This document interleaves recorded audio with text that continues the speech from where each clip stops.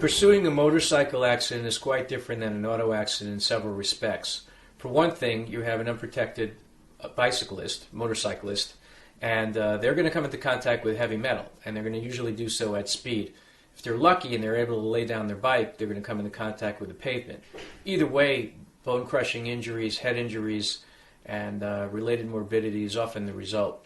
Now, when you're litigating a case or even trying to settle a case with the adjuster, there is an awareness of a natural prejudice against motorcycle drivers. For some reason, the average person on the jury, or at least the significant minority of those individuals on the jury, don't believe that the motorcyclist has the same right to the road as you do. Your adjuster is going to be hammering their defense counsel to advise you that nobody likes motorcycle drivers, that they're reckless by nature, that's why they're on a motorcycle, and that prejudice is going to come into play both in negotiation and in actual trial settings. So when you're going through a trial, you have to almost overcome that process. Sometimes the prejudice that you're dealing with, you actually see it initiate at the very beginning. For example, the police officer may take a jaundiced view of the motorcyclist's conduct. They may even make reference to the fact that they weren't wearing certain safety equipment, or there's a presumption on the part of the motorcyclists, the police officer, that the motorcyclist must in somehow been responsible for their own harm.